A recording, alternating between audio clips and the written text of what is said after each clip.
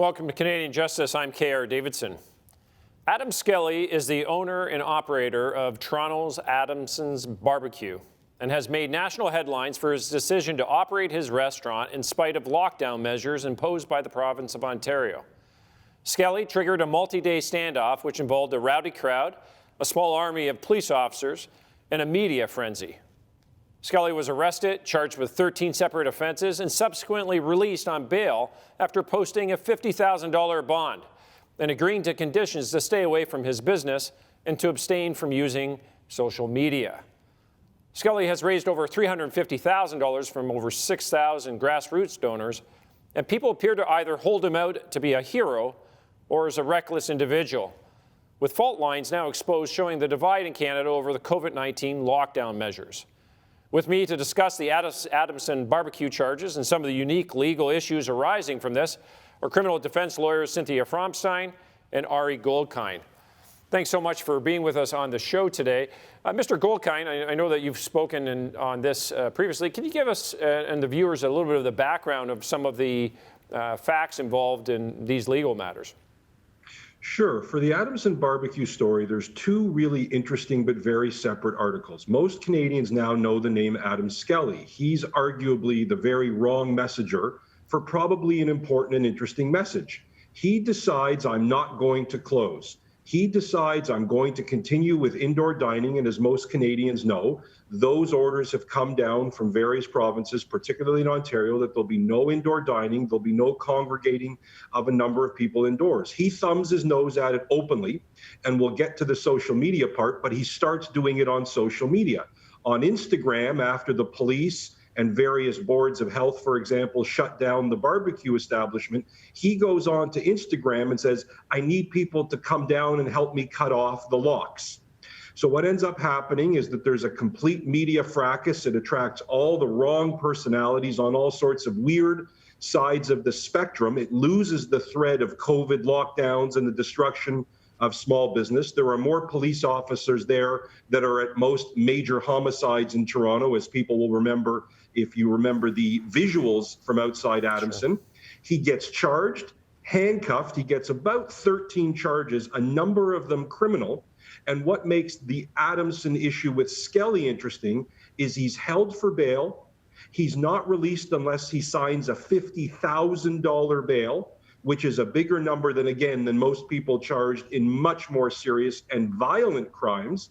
He spends a night in jail for reasons we can talk about, and he's not allowed to go on to social media, which is a very, very different, unusual, and in my view, problematic condition of his bail to get his freedom. And then the other part is another gentleman who allegedly spat on officers, and a condition of his bail to secure his release is that he had to go get a COVID test and then provide it to the state, by that I mean the police and the Crown, to secure his freedom. And that raises some very problematic and interesting issues as well. So there's a host of legal issues just to unpack here, but the bail conditions are interesting in and of themselves. Ms. Fromstein, obviously you're very familiar with dealing with bail hearings and bail reviews. Is this something typically you see, and what are some of the things that you're looking at in these bail conditions? Well, in my view, the bail conditions to have him require him to have a medical test and then disclose the results of that test to the police is completely unlawful. There is no basis in the criminal code that allows a justice to make that kind of condition. We have very strict legislation protecting people from having to disclose their personal health information to the authorities. To get that kind of evidence, one would have to go before a judge who would weigh whether there was an evidentiary basis to obtaining that evidence. You'd have to get, otherwise it's a breach of your charter rights. And that wasn't done. This is either you get a production order to retrieve medical records, or you'd look for a warrant issued by a judge but you have to prove very clear evidence that there's a basis for that there's a link to a criminal offense that warrants such a serious intrusion into someone's personal medical history. And that wasn't done in any sense here. We're going to have to go over to commercial message, but we're going to continue on questioning on this line and some other areas. Stay with us. We'll be right back after these messages.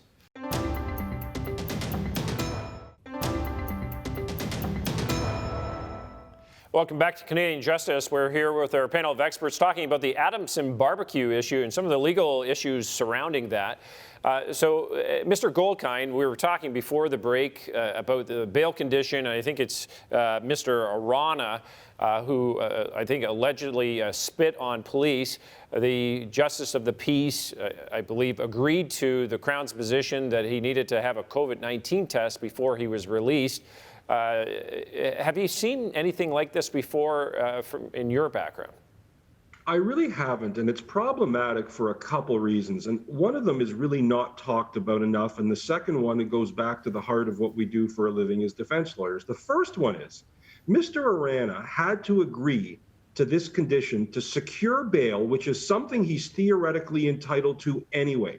So he had to agree to provide evidence that would be used against him to secure something that he's constitutionally entitled to likely anyway, which is a reasonable bail.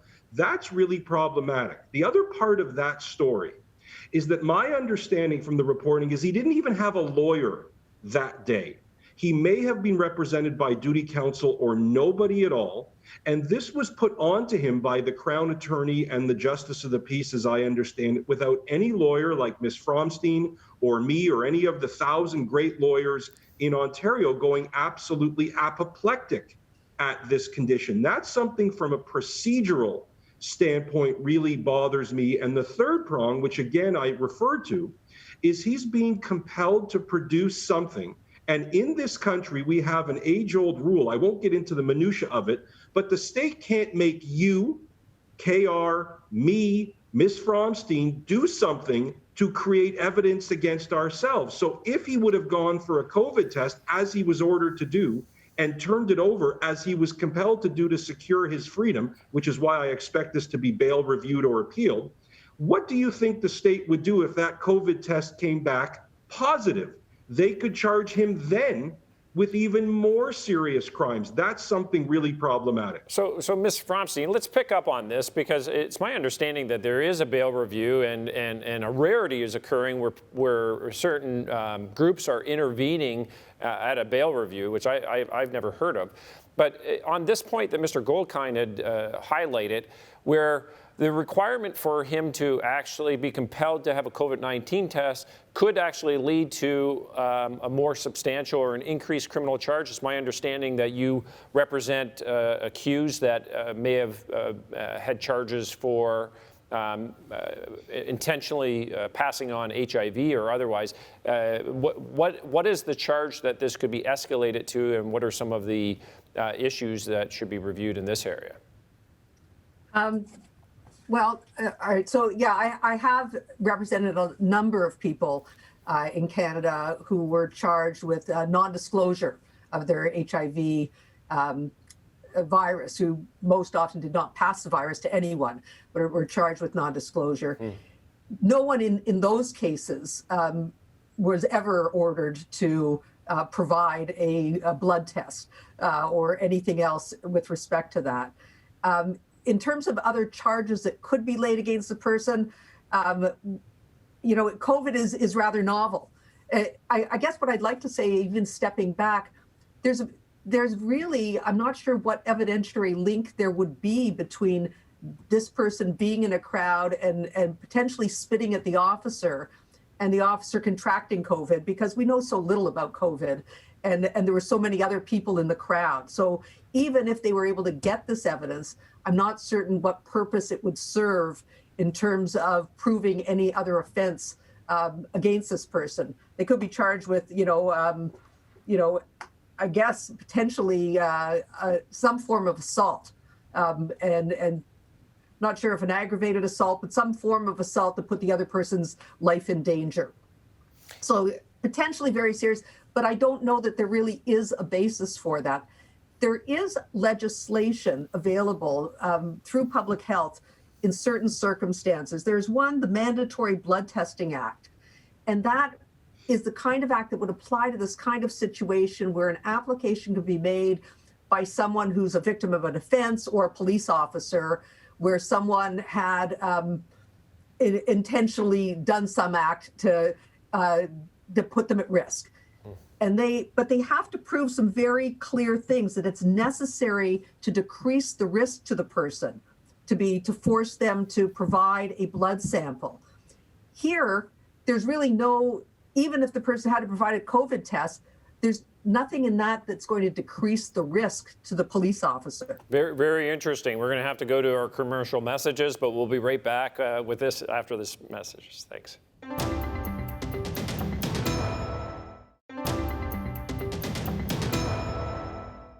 Welcome back to Canadian Justice. We're here with our panel of experts talking about the Adamson barbecue issue and the arrests that were made thereafter. So, Mr. Goldkind, you had alluded in the first segment that Adam Skelly had to post a $50,000 bail bond. Can you unpack how often are you seeing that as a condition of bail? Is this something that would be typical in this case when we're dealing with violations of the various pieces of legislation that are enacted by the governments to enforce these COVID restrictions? Nothing about Adam Skelly's situation is typical. Under the Reopening Ontario Act, we've never seen anything like it, although that act, which is essentially called in its heading Flexibility with COVID Act, which is an interesting play on words, we haven't seen that kind of criminal charge or bail. The part that I don't think has gotten enough play are the two issues of his bail. $50,000 he has to sign to secure his release. I've been sort of up in arms about it when you particularly look at other offenses in the GTA, including horrible impaired driving deaths, a man mounting the curb in Oakville and killing a woman and her dog weeks ago. He's not even held for what's called a bail hearing on what's called the tertiary ground. Would his release offend the public? He's released 2 hours later on paper. Now, if somebody said to me, who's more dangerous? Who needs to spend a night more in jail ostensibly or theoretically on the question of administration of justice into disrepute? Is it Adam Skelly, who, he's a big mouth. He says things he shouldn't say. He does things he shouldn't say. He violates Mr. Ford's Reopening Ontario Act. But when you deprive him of his liberty overnight, ostensibly to prevent the ongoing commission of an offense, but it's a $50,000 bail and he can't use social media, which goes to the heart of freedom of expression. Again, from the Crown point of view, they'd say to not encourage people to come down and break in and continue the offense. There's just something bizarre to me that his bail is more serious than somebody who kills a woman and her dog in broad daylight. That's just bizarre to me. So, Ms. Fromstein, let's pick up on Mr. Goldkind's comments here about the infringement of Mr. Skelly's freedoms. One of the bail conditions specifically specifies that Mr. Skelly is not able to use social media. Of course, we heard that he was using social media to ask people, locksmiths and otherwise, to be able to help him with the particular offenses he was creating. But have you ever seen any restriction on a bail condition that actually restricts one's right of freedom of expression? In terms of right of freedom of expression, it's not infrequent that someone will be precluded from using social media or from connecting to the internet when their offense is related to internet use. Pornography types of cases come to mind. Okay. So that is not terribly unusual, I would say. But in those cases, you would have maybe like a no communication order. They're not able to speak with a fellow suspect or a fellow accused. But at large, have you seen a restriction where they're not able to communicate with the public or otherwise? Again, it's going to have to be something that is directly linked to the criminal offense. So something that has a basis in the specific allegations that warrants that kind of condition, which I don't see here. Just a broad condition of not being able to use social media is unreasonable. Very interesting. So, Mr. Goldkind, another legal issue that's popped up in the Adam Skelly facts is that it's my understanding that Mr. Skelly was actually charged with trespassing to property on his own property, which seems to be peculiar in and of itself. Have you been able to verify whether that's the case? And we've just got about 30 seconds left before this break, and I'll let you pick up the rest of your answer after the break. Sure. Very simply, under the Reopening to Ontario Act and the Trespass to Property Act, at the point that his business is shut down by the police, the Public Health Board, we know he wasn't licensed, they become the occupier of that premise. And as the occupier of that premise, even though he's charged with trespassing onto his own property, once he went in the back door, they let him in nicely. He then broke through with a bunch of tools into his restaurant. He then becomes a potential trespasser. He has an interesting defense available to him, but certainly in the Trespass to Property Act, there is grounds to lay a charge. Well, that's a really interesting point. We're going to add on to this when we come back after these commercial messages. Please stay with us.